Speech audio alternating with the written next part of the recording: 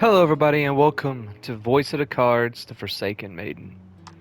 I decided it was about time that we jumped right into the second one, and after playing the first one, I couldn't help myself but get it.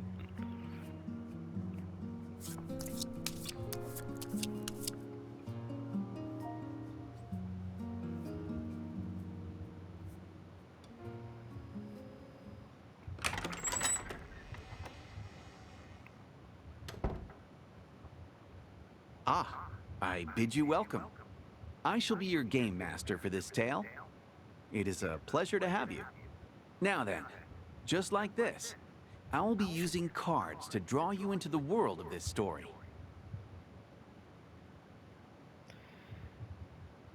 I didn't think it'd be a new narrator. From time to time, you may be presented with choices like this.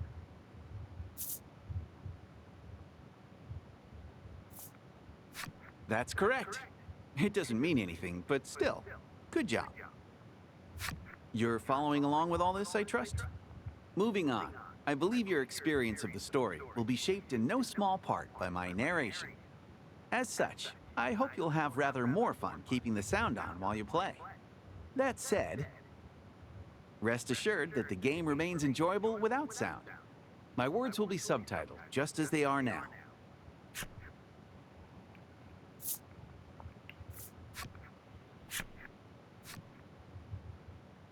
With the formalities sorted, we're all ready to begin the game. My. Yeah, you can hear the sound of the waves. Oh, how very evocative. Now then, let's begin our tale. Allow me to welcome you to the world of Voice of Cards.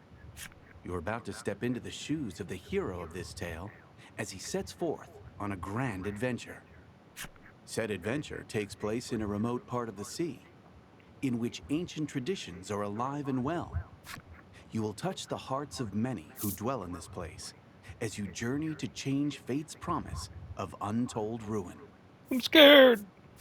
I believe in you. I believe your journey will be a success. And on that note, it is time for that journey to begin. May the waves see you safely across the tides.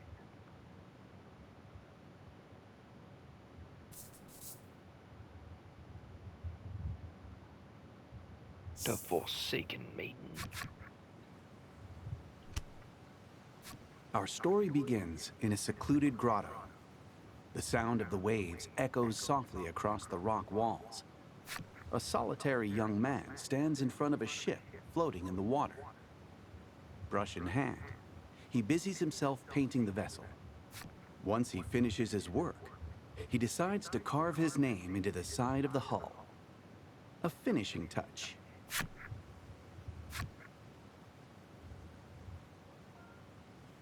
Baron. Okay?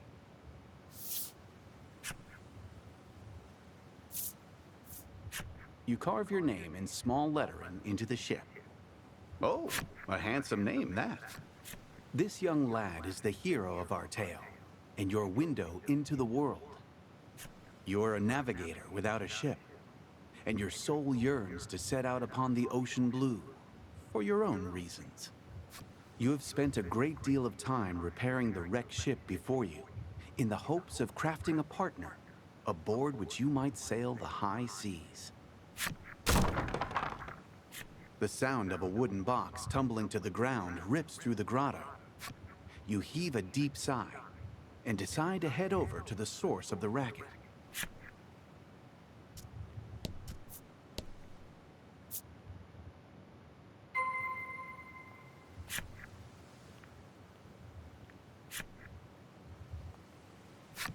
Yes. Yes. Yes.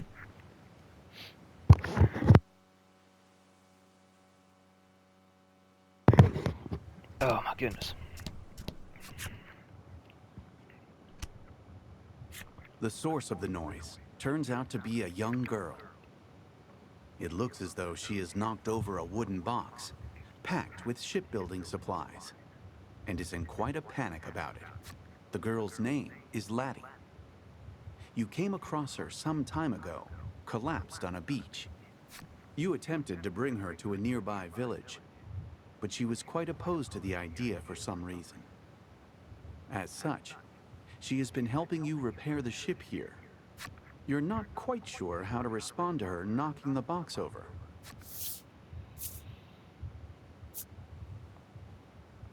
It's okay, you say in a gentle, reassuring tone.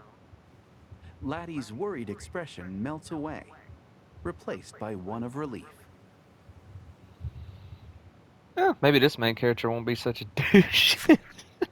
You move to leave the grotto, saying, "I'm going to the village to get some food." Laddie waves goodbye, her forlorn smile seeing you off. The young woman has lost her ability to speak. Neither of you have any knowledge of how she ended up in her situation, and you spend many quiet hours together in the grotto.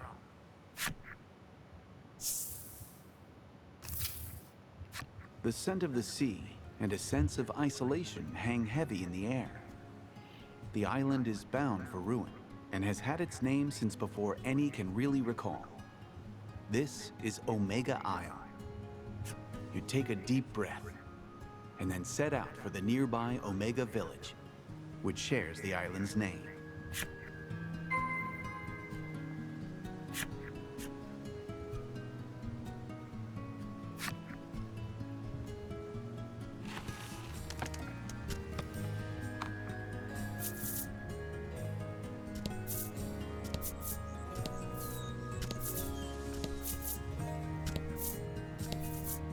Beyond the pier, the ocean sprawls out in all directions, beckoning you to adventure. You have arrived near the entrance of the village. You spy as the shadows fall away to reveal a small monster. It's unusual to see one this close to the village. It might be cute, but it's still a monster and a threat. You must slay the beast before it can cause trouble or worse in the village.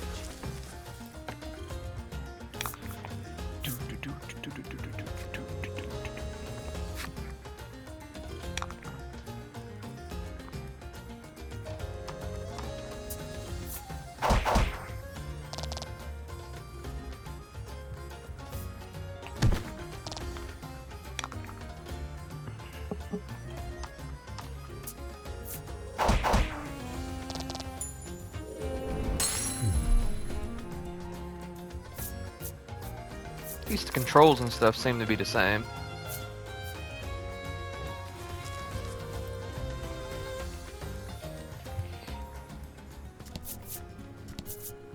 I'm gonna explore this island.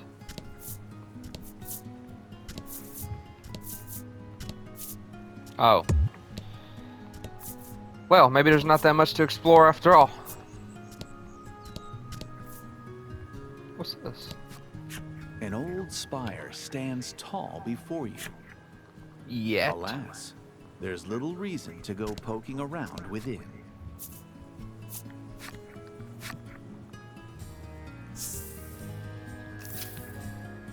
Gorgeous flower beds burst with blossoms that will one day wilt and wither away, much like Omega Village itself. This is a village that has accepted its fate to be but a moment in time, destined to fade. Well, that's kind of odd.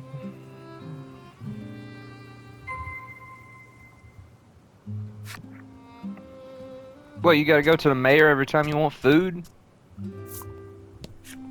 An island in want of a maiden shall fall, he mutters, to no one in particular.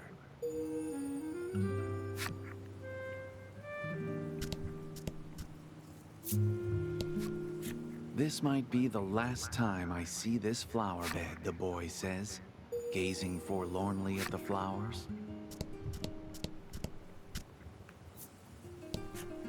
I wish I got to be the maiden, the girl says mournfully, dressed head to toe in maiden garb and clearly pretending to be such.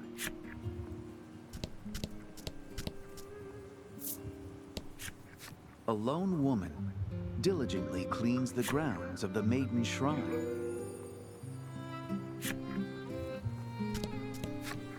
The windows are closed, and it's too dark to see much inside. All sound seems to fall away.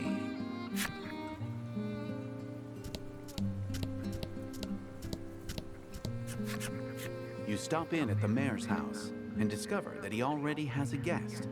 The two you listen in and learn that they are troubled by monsters that have appeared near the village and have been devouring precious stores of food. The villager sighs deeply. "I suppose it's about the end for the village," they say flatly before departing the mayor's home. The man left standing in the room that's the mayor. has a certain sagacity about him. He notices you waiting and inclines his head in greeting. His name is Grief. As the village's mayor, he spends his days dealing with all manner of happenings around town. He looks to be at a loss over the damage being caused by the monsters. It would likely be a simple matter for you to deal with the beasts.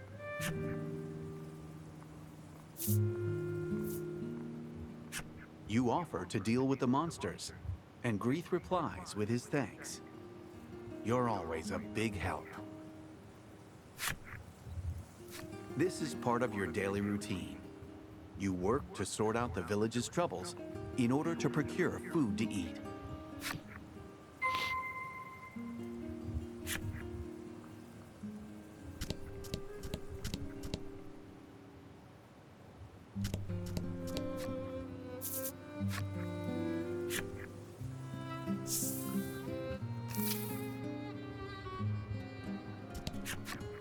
A monster has appeared before you. It holds what's left of a piece of fruit in its teeth, and it's with a sigh you mutter, "Let's get this over with then," and ready your weapon. Show 'em what you got.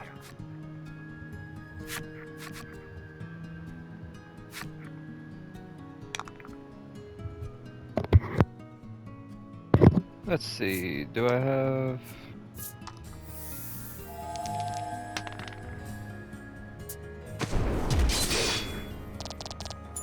That's a pretty good move.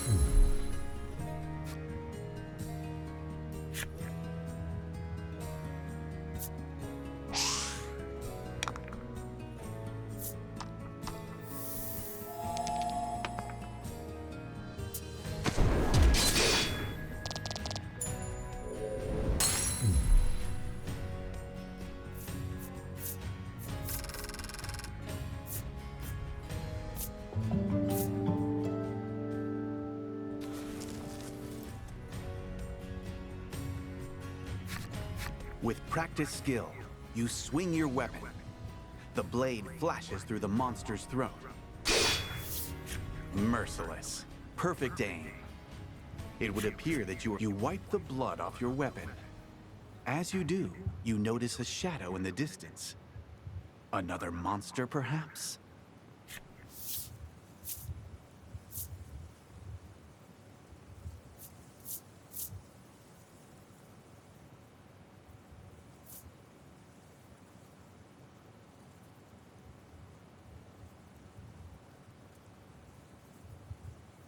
You take the weapon on your back and aim it carefully before hurling it at the shadow with great force.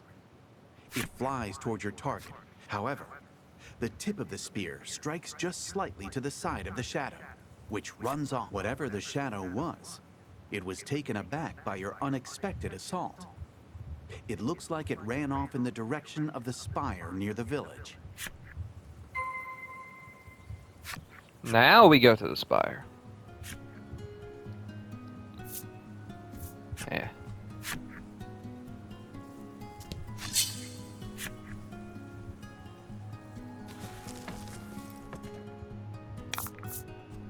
Don't hold back.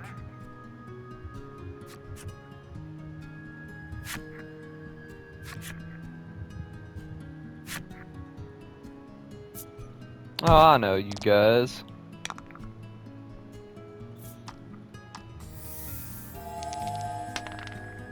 Well, I didn't need to roll that. Ooh.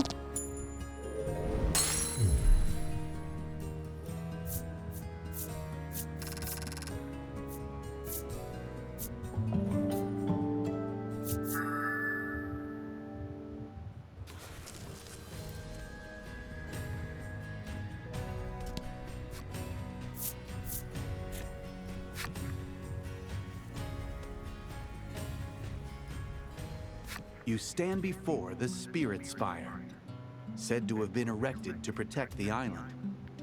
Yet with the villagers having accepted ruination, it now stands forlorn, an edifice without a purpose. This place, so named for the spirits themselves, is one that the villagers do not enter. Despite this, you say to yourself, I have to get rid of the monster, and decide to profane the place with your presence.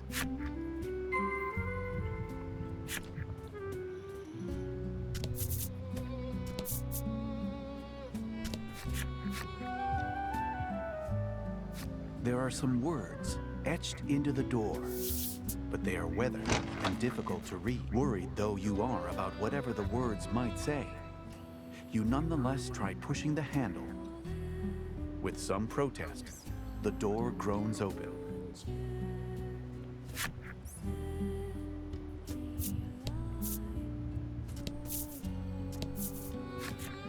You spy the shadow of the monster you encountered earlier.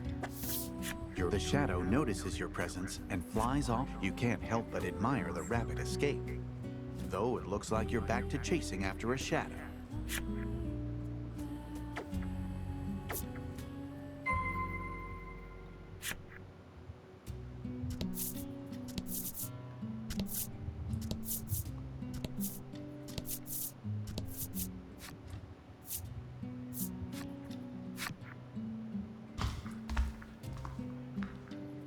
There's You something survey almost. your surroundings, relying on the shafts of sunlight filtering in through the windows. However, you're unable to see the monster from where you are.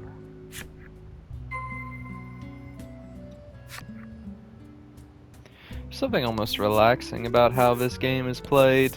Same with the first one. Let's see here. An altar. In the back of the large hall, there is an altar, which evinces a sense of deep mystery. The altar is wrought of a strange kind of stone, its surface polished smooth. It looks as though if you approach the altar to check that there are no places for monsters to hide themselves away inside it. In reply to the mysterious and unidentifiable voice that suddenly rent the silence, you ask in a sharp tone, "Who's there?" You strain your ears, trying to make out the broken snippets of words echoing off the chamber walls. After speaking a word that rings familiar to your ears, Laddie, the voice becomes impossible. It cannot be. Could you truly have heard the voice of the spirit from the Maiden's myth passed down on the island? All signs of the monster you were in pursuit of seem to have vanished. For the time being, you decide to return to the village and report your success.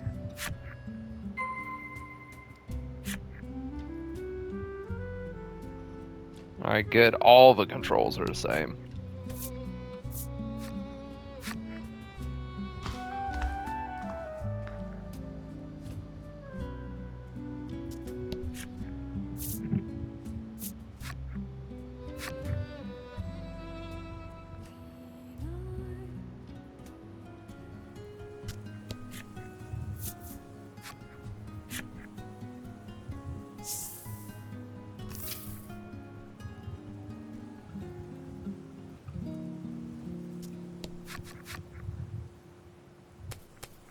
When you arrive at the mayor's house, there is a young visitor already there. In a wearied voice, Grieth replies, "There is no longer any maiden in our village." Admonished, the girl leaves the house with disappointment written across her expression. You inform the mayor that you've taken care of the monsters around town. As thanks for completing the job, the mayor hands you a basket of fruit. Oh, good, you think to yourself. Another day, another basket of fruit.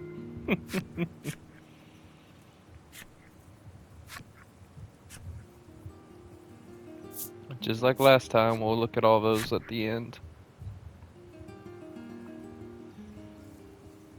I wonder if they got the same shopkeepers. How may I help you? The No. proprietor inquires. But I know you.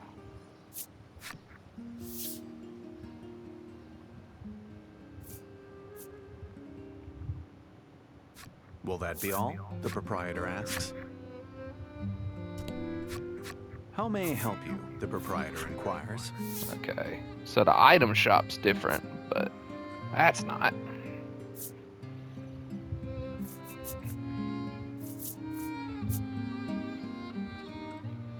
Will that be all? The proprietor asks.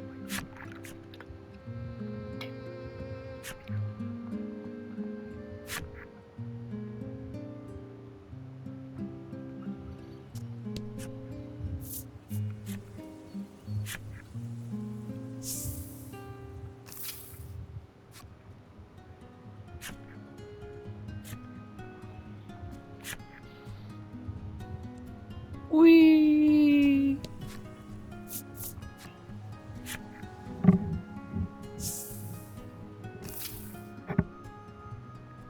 You re-enter the grotto, and on a normal day, Laddie would already have zipped over to greet you. But today, nothing. You walk over to Laddie and discover that she is sound asleep. Life in the grotto is not one of creature comforts. Rather, a fair few inconveniences. You've tried several times to bring Laddie to the village, but she was adamantly opposed on every occasion. You sometimes catch glimpses of her face while she sleeps. Always it is contorted in anguish, as though she is in the throes of a terrible nightmare. You notice a bulky book lying open next to Laddie, filled with carefully drawn words and images. It seems to be some kind. You know, I confess, I am a bit curious. Refrain yourself, sir. You can't help but feel like you ought to refrain. But in the end, Oh, come you on, but cannot don't overcome give your me a choice curiosity then. and decide to take a look at the beside evocative images of deep forests and towering mountain ranges. Laddie has written a story. The picture book story is set in a small village replete with nature. The village enjoys the promise of peace and tranquility, thanks to the young woman born to be the Maiden. The Maiden goes before the altar to perform a ritual, which invokes the power of a great spirit to protect the... You look over the artwork. A spitting recreation of the altar. The voice claimed it was a spirit, and you're certain it spoke Laddie's name. You are so caught up in the thoughts racing through your head, Laddie seems embarrassed that you've seen her book. If Laddie were indeed the Maiden, it would be no exaggeration to call her the very light of hope. A protective force with faint expectation tightening your chest. You consider taking her to the altar in the spire.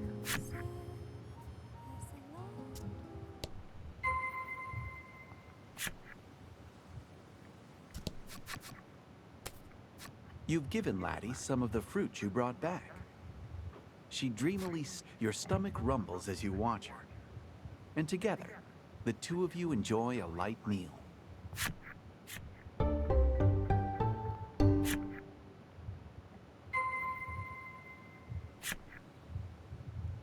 This sounds like a bad idea. You should talk to people first.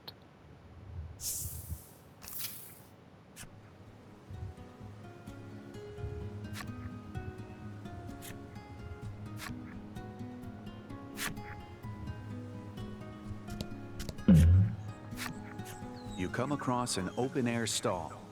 A sign reads, "Huge sale." It's a trap. As you peer into the stall, A merchant whirls around to greet you. He explains that everything is on sale, and he hopes you'll buy something. It seems he'll get in trouble with his boss if he brings back any goods unsold. Let's see here. We're still pretty early on.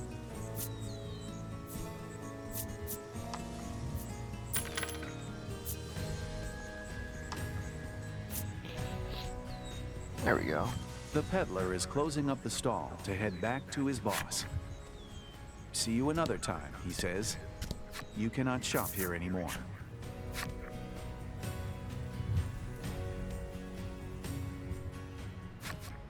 You take Laddie with you and return to the spire. As you approach the entrance of the spire, seeing the mysterious light, you are convinced, her expression uneasy. Laddie takes hold of your sleeve with a tentative touch.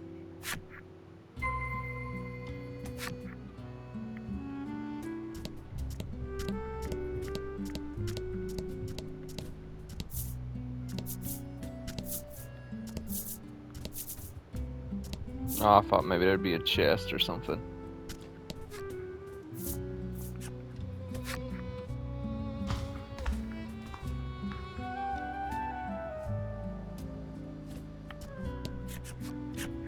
You stand before the altar once more, bathed in an air of mysticism. The light emitting from Laddie's staff intensifies in response to the enigmatic voice. Laddie's staff exudes a dazzling light. A spirit appears right before your eyes. Well, Oh my goodness. maybe it's a spirit? It's some kind of strange stuffed animal. I am the spirit. Cough, cough. The stuffed toy seems to be affecting a voice of considerable gravitas and choking itself in the process. This creature is called Lack. Though you cannot be certain it speaks the truth, it claims to be a spirit. You approach, hoping to ask about the maiden. But with blinding speed, Lack zooms behind Laddie, putting her between you as a shield. You're the one from before, Lack says. It would appear that you're mistaking the creature for a monster, and doggedly chasing after it has made it rather afraid of you.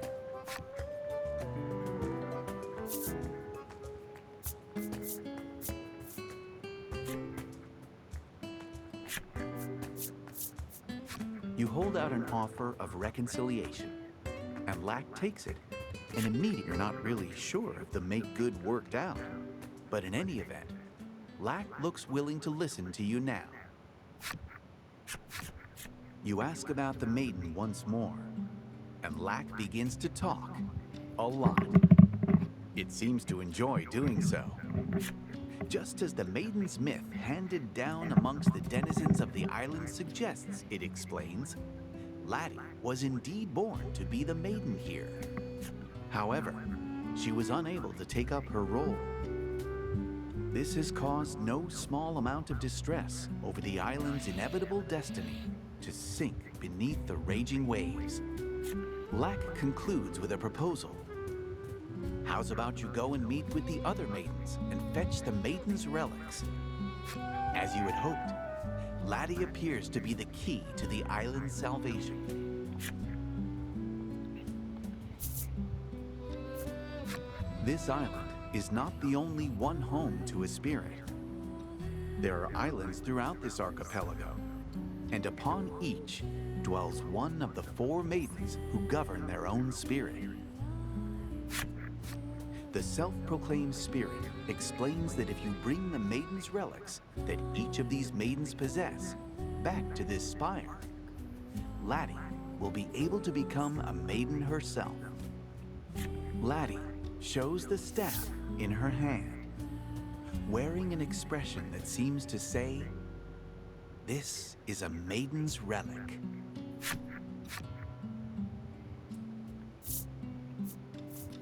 You ask, should we kill the maidens and steal the relics?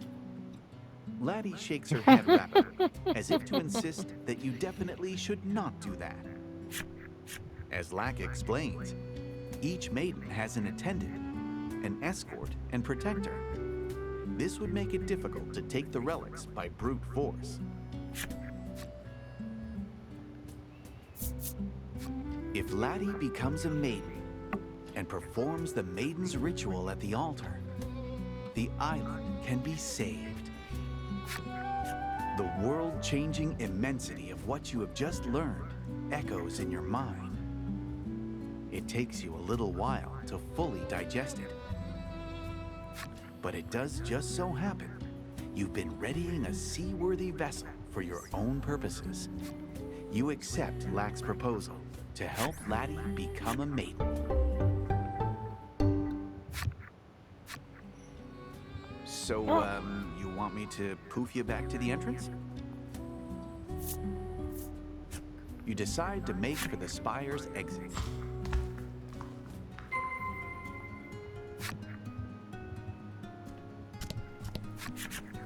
Accompanied by your new allies, but Laddie seems to find something about this idea disagreeable and clings. "Oh, I got this one," says Lack, evidently with some kind of plan in mind. The fluffy creature begins to chant a sort of mysterious spell.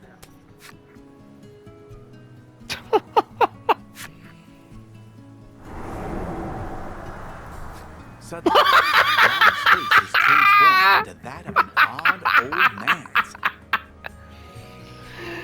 Oh my god!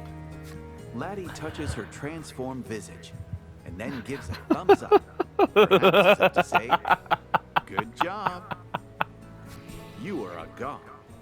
But Laddie looks sideways at you as she walks into the village, her identity now safely hidden. Is it?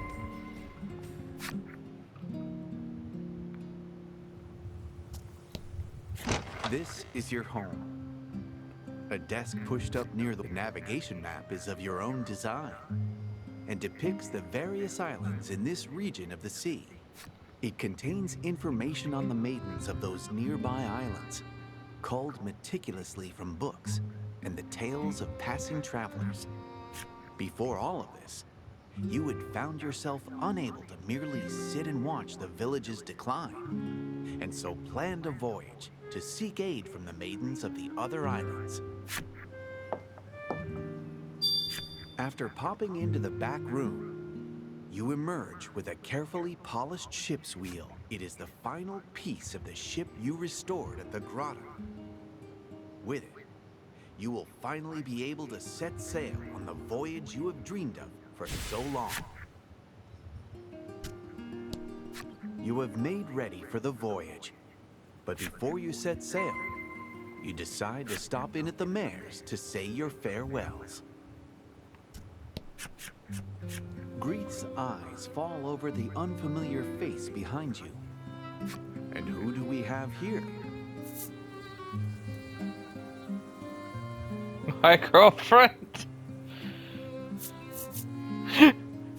At your quick response, Greeth blinks a few times in confusion. His eyes dart back and forth between the party, as though his brain is putting together the pieces of a complex puzzle. Changing the subject, you explain to the mayor that you'll be leaving the village for a little while on a You felt sure that the mayor, with his love of the village, and yet the moment you explain that you found a maiden who can save the island, his attitude changes like the fickle sea wind. This island is destined to meet its end, he says. You can practically sense him digging his feet in. You cannot fathom why he, the mayor of the village, would believe something like that. Though each of you hold the island in your hearts, you cannot reconcile the difference of opinion. Like lovers going their separate ways after an acrimonious spat, it looks as though you will be setting out on bad terms. You believe that your desire to save the island will prove to be the right perspective.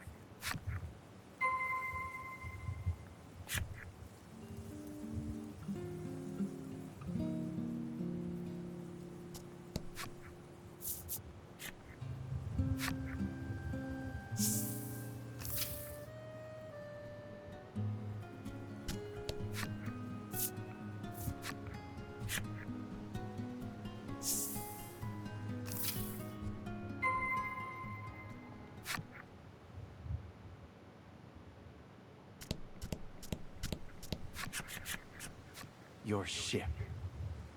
You climb up to the stern, and with every bit of care you can muster, you attach the wheel. At last, your ship is finished. The vessel's design is patterned after a great whale. There are a number of mismatched parts, but that particular, as you look over your handiwork, you realize that your companion on this upcoming journey will need a name. What would a fitting name be, you ponder? Laddie tears a page from her book and then scribbles a name down on it. In her small handwriting is, according to Lack, the words are a kind of prayer in the language of the spirits for safe passage when bidding one farewell on a farewell said before long journeys. The words could make a fitting appellation for your ship. You're unsure of just how much you ought to trust Lack or his skill with words. But nonetheless, together, you load up the Bon Bon with the necessary provisions. Preparations for your departure are now finished. You throw your hands upon the ship's wheel and shout, "Weigh anchor!" with gusto. Your voyage has begun.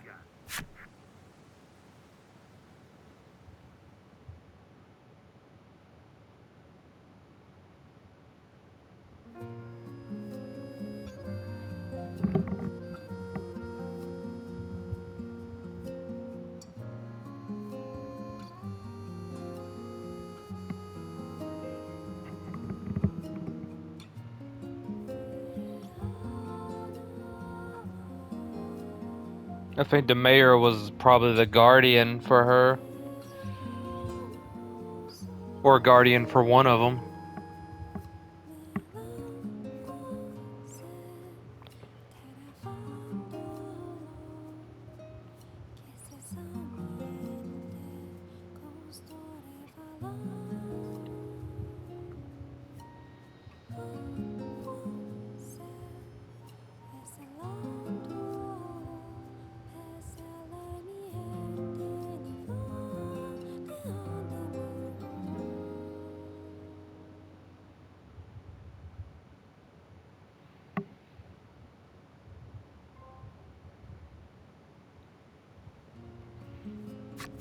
Okay. Though your ship had long since forgotten the taste of seawater, it nonetheless cuts through the... It is your first sea voyage. Laddie's eyes glitter as she looks out at the horizon, stretching ever onward over the endless blue expanse.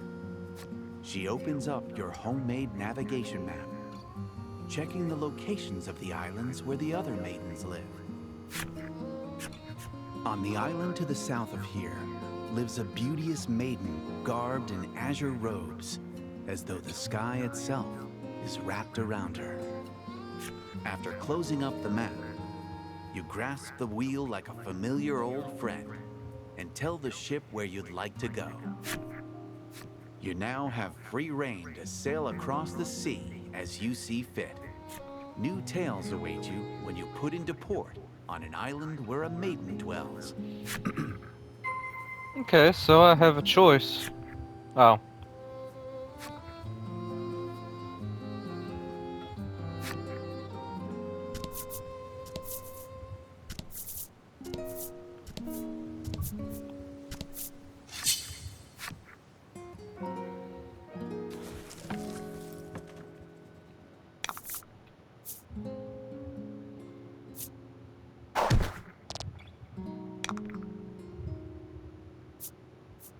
Okay, so you're a healer, huh?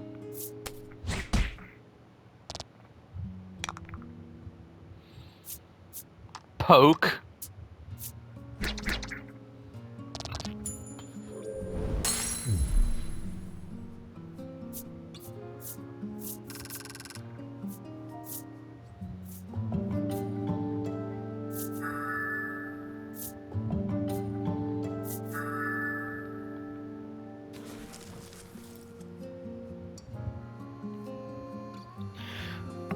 Alright. That is all the time I have for this episode, though.